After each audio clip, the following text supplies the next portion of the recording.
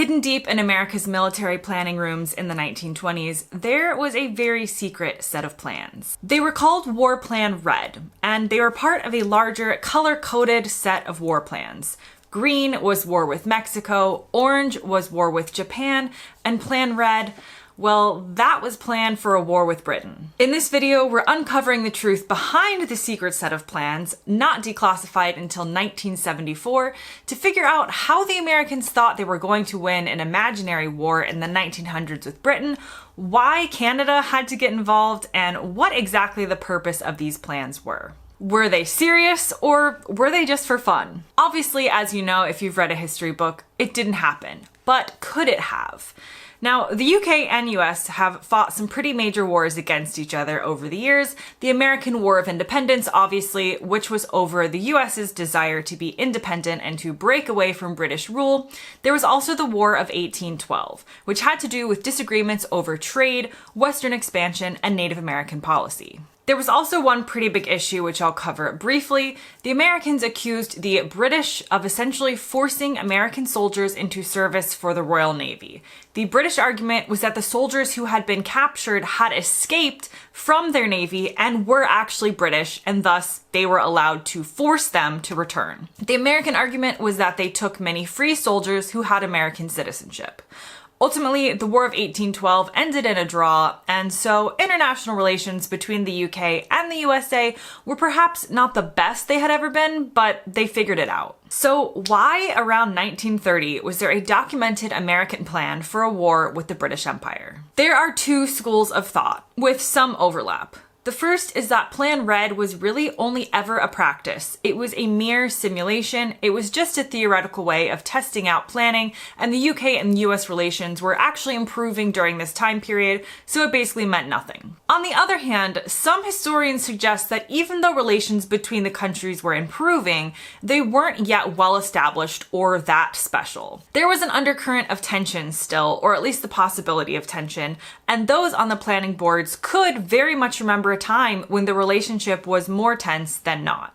The Americans did believe that such a war was improbable, but they were also getting word that Britain was irritated by America's insistence on full repayment of its war debt and the American government's attitude of, and I quote, isolation and aloofness. So while the plan never received approval from Congress or the president, it never made it that far, War Plan Red was approved in May of 1930 and updated in 1934 and 1935. What was the plan then? How did America see this whole thing unfolding?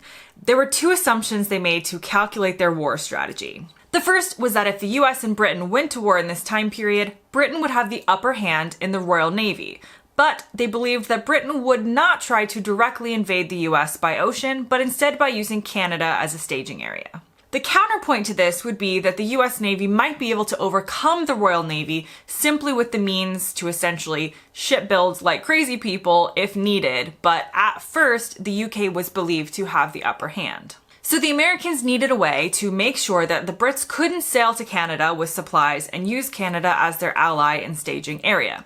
The Americans had no intentions of going to the UK and waging war. Instead, they were pretty willing in this plan to destroy Canada as collateral damage. If they could blockade Canada's ports and cut off food supplies, they believed they'd be successful in fighting a defensive battle against the Brits.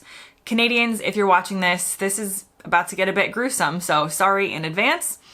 First, America wanted to capture Halifax, a port city, using poison gas and cutting the undersea cable, severing the connection between Britain and Canada. They had some backup plans that involved cutting off the railways, but their next move would be to occupy Montreal and Quebec City, as well as Ontario and the Great Lakes.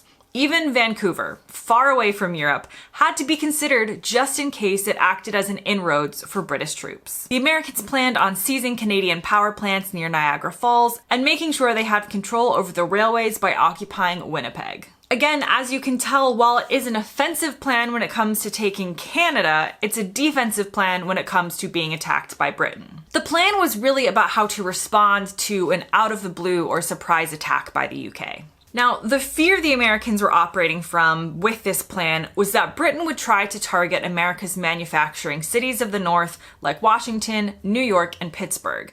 Here, they believed the Brits could destroy America's war-making industries and cripple the US's potential to fight. The US assumption in War Plan Red was also that they were very vulnerable via the Panama Canal, the Philippines, and the American islands of the West Indies, but they believed in the early stages of any conflict, they'd essentially just leave these places to fend for themselves. The Americans assumed that Canada would take Britain's side, and they didn't think much in the plan about what would happen if Canada declared neutrality in the situation.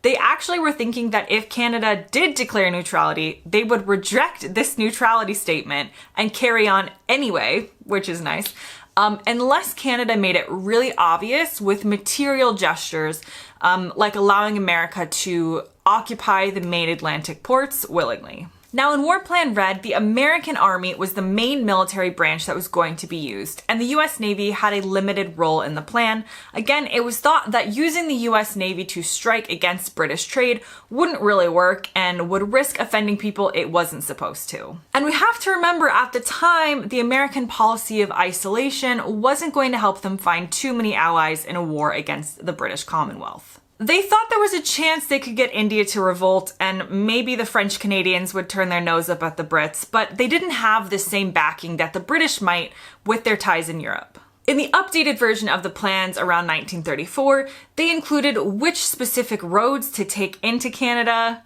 just in case someone gets lost, I guess. There was no GPS at the time. Clearly, as I mentioned, this plan never had to take place. By 1939, the world had much bigger problems than whether America needed to occupy Winnipeg with the outbreak of World War II. This war would see the US and the UK become even tighter allies, and while the plans were retained on file, they were never actually used. Now, did Britain have a strategy for war against the US during this time?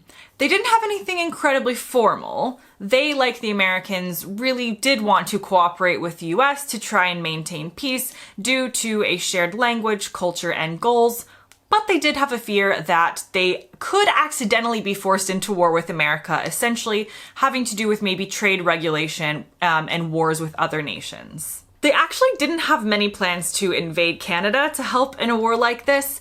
Britain's thought was that it was going to be near impossible to defend Canada against the US, so they planned to abandon it.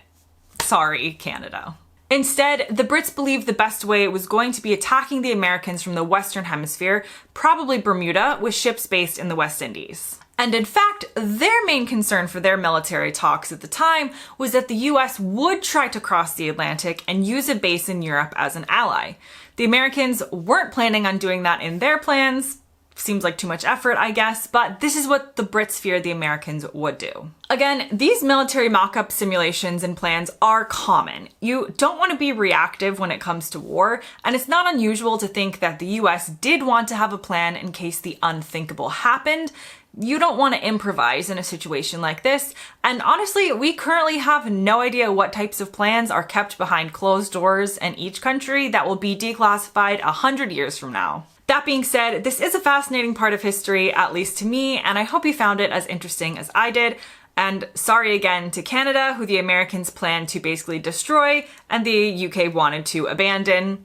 I apologize on behalf of both countries. Thanks very much for watching, and I'll see you next time.